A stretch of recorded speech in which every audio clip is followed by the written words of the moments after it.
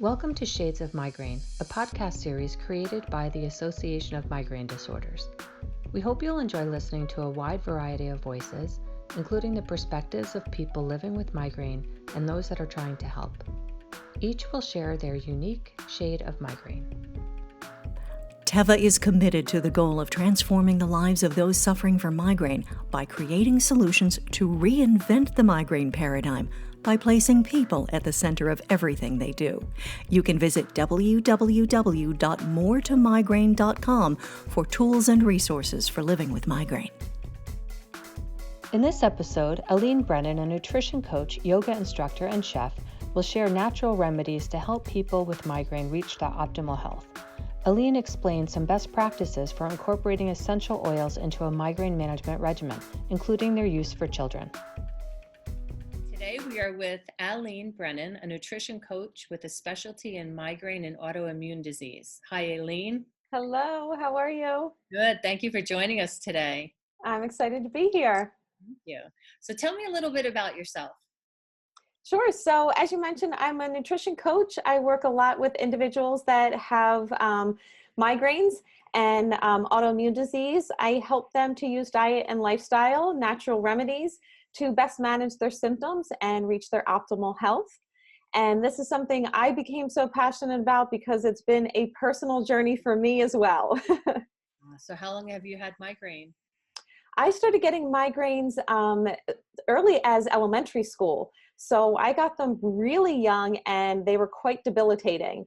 And I got them pretty intensely over a number of years and then really started looking into what I could do from a proactive perspective to really manage them and be engaged with my own healthcare. So your background and education is in nutrition, correct? Yeah, so I am a certified nutrition coach, yoga instructor, natural food chef, and personal trainer. So, and essential oil enthusiast, I'll say. So I wear a lot of different hats, and that was really intentional and was on a kind of a needed basis the more that I moved throughout my nutrition coaching practice. Because it's one thing to help somebody change the food in their diet, but then if they don't know how to cook, they need to understand how to prepare those foods. And if their issues are more stress related, food is only going to take you so far. You need to address the stress. And that's where I started to incorporate some yoga, meditation, and the essential oils just blended perfectly with that. So what do you find most effective for you? One of the first steps I took was being able to identify the food triggers, identify them, eliminate them from my diet. And I made great progress with that, but I still needed another resource. And that's when I really started to work with essential oils. I use them as an opportunity to not only manage the symptoms of them, but to help reduce the frequency and the intensity of the migraines. What kind of oils do you use? What scents? Yeah, so I do have my favorites. I absolutely love peppermint and lavender. I use them each individually, but then the combination of the two are really nice to use. Lavender is one that is phenomenal to diffuse on a daily basis. That's one that I'll diffuse every night before I go to bed. But if you are in the midst of a migraine, you can just take the bottle, even if you don't have a diffuser, take the bottle and just take a couple smells of it, some deep breaths of it, and do that about every 15 minutes because it takes about 15 to 20 minutes for that essential oil to circulate throughout every cell in your body. So if you don't get that desired result within those 15 minutes, just do another application of it. But that's one that can help improve quality sleep on a day-to-day basis. But in the midst of a migraine, it can really help to alleviate some of that pain that you're experiencing. In terms of perhaps maybe some tension, muscular tension that somebody may be experiencing from migraines, I'll do more of a peppermint oil and use that on the neck, on the back of the head. And that has really been helpful for relieving some specific muscular tension. What I like about peppermint is that it also helps to regulate the body temperature. So if you feel like you're getting a little bit too warm as you have a migraine, it can help bring that body temperature down as well. And ginger is another nice one, especially if you have any nausea with your migraines, which I would often get. I've never heard of the ginger. So do you use that topically or in a vaporizer? Yeah, so if somebody's not familiar with essential oils, you can use them in three ways. You can use them aromatically, so diffusing them throughout the air, just as you had mentioned with a diffuser. You can use them topically, putting them on the skin, or if they are a food grade essential oil, you can take them internally. So for the peppermint, I might use that individually, or like I said, combine it with the lavender and perhaps place some like on the temples or even on the neck, sometimes like the occipital ridge. That's an often a common place where I get some tension during migraines. Or I could take the ginger and place it right on my tummy. So you can place them in the areas where you feel the most discomfort and you'd like to address and get the most relief from. That's very interesting. So I haven't heard of ingesting them. You can place them in water or a beverage, or you can also cook with them. So technically you can drink or eat them. But like I said, you just want to make sure that you're getting a pure essential oil.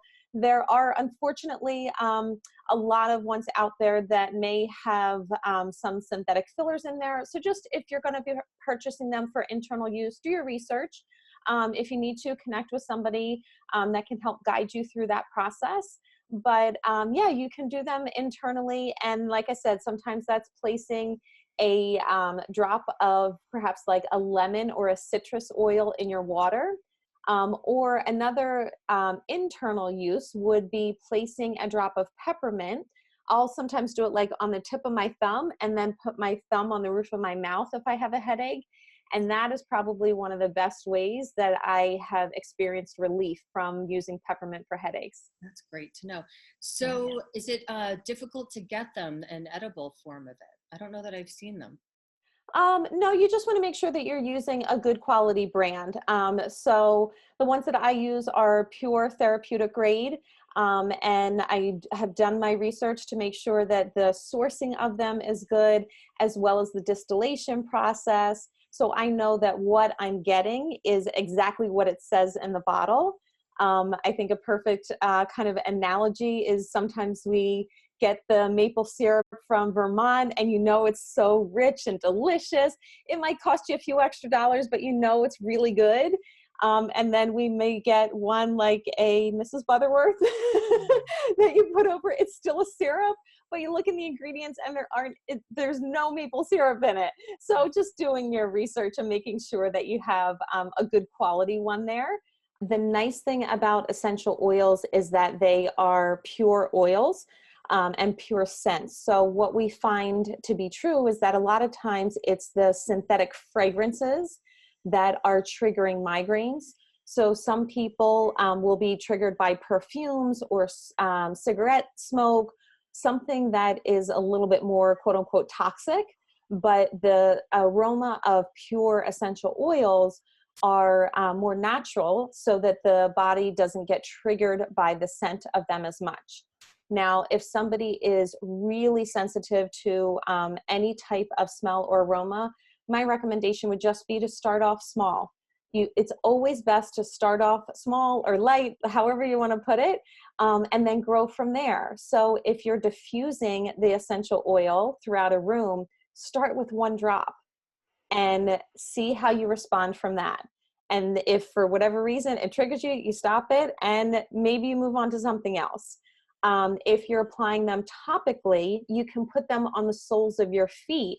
So the aroma isn't as strong. Again, just use one or two drops. The soles of your feet are the least sensitive part of your skin, but the most porous.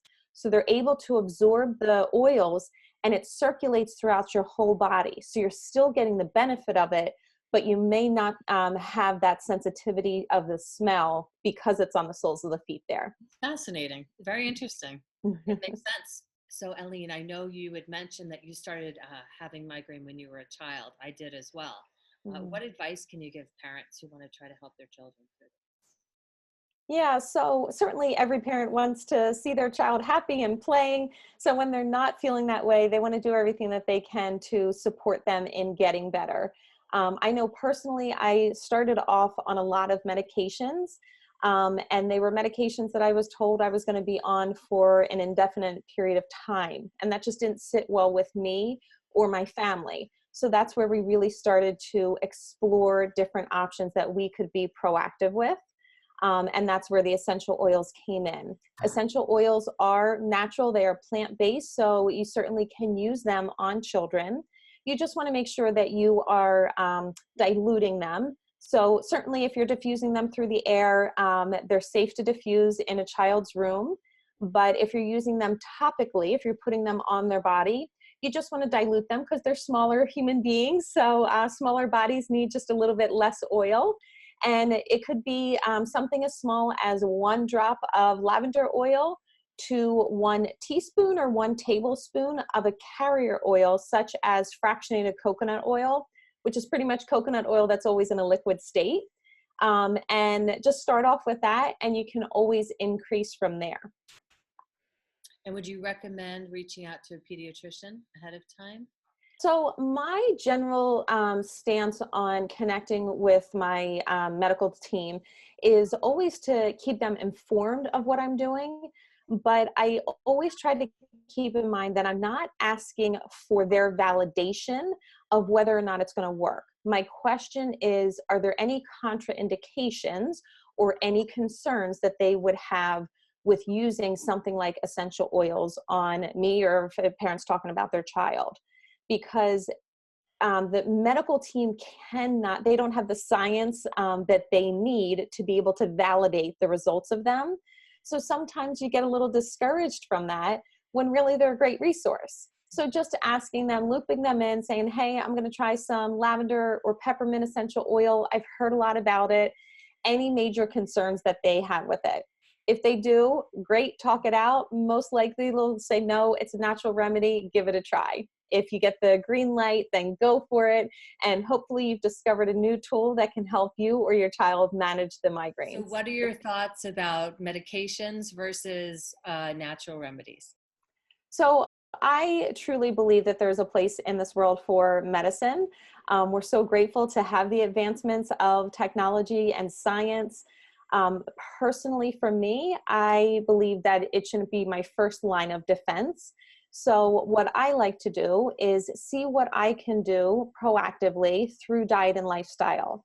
And what I have found over the years is that 9 times out of 10, it's going to improve my health so that if and when I do need to take medicine, I'm on fewer medications at a lower dose for a shorter period of time.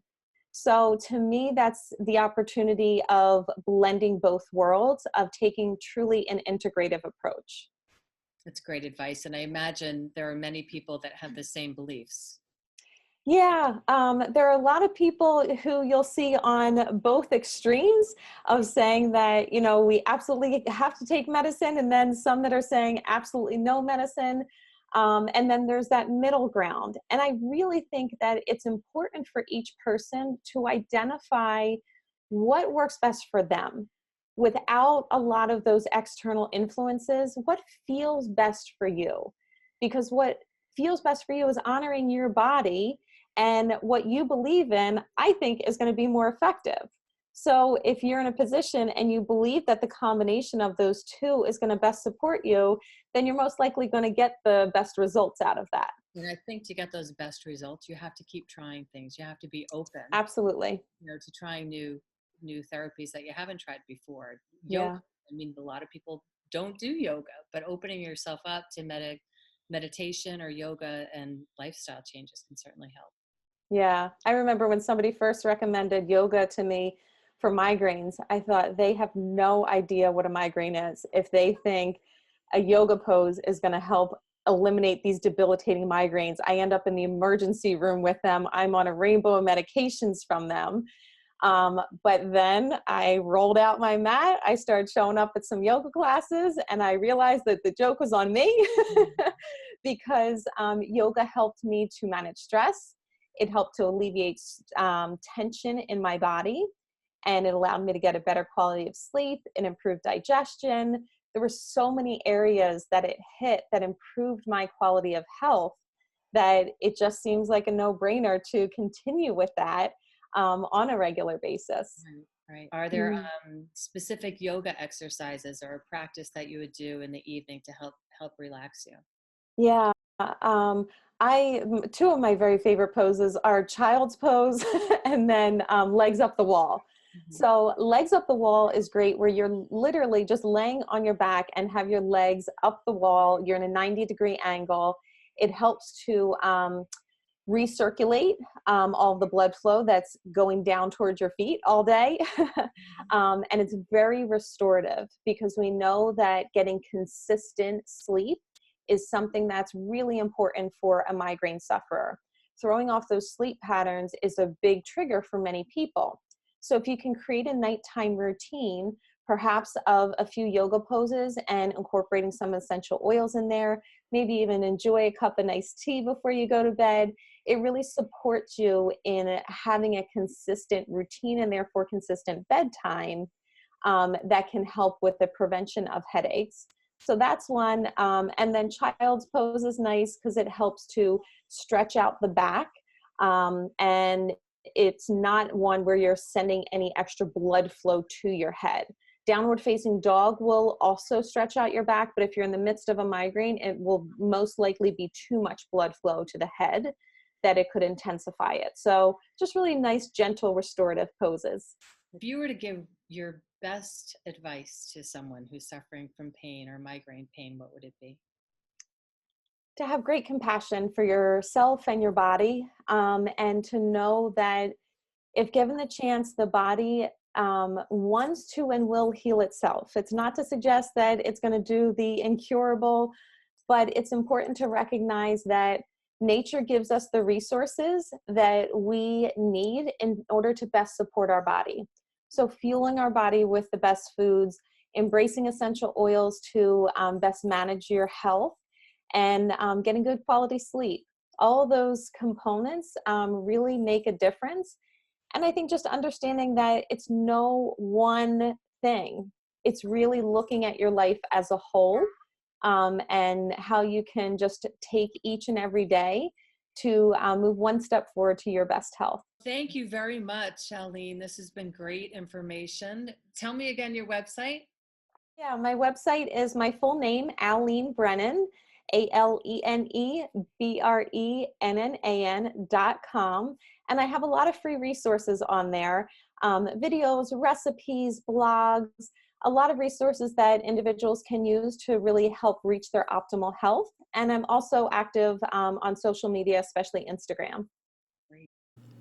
Teva is committed to the goal of transforming the lives of those suffering from migraine by creating solutions to reinvent the migraine paradigm by placing people at the center of everything they do. You can visit www.moretomigraine.com for tools and resources for living with migraine.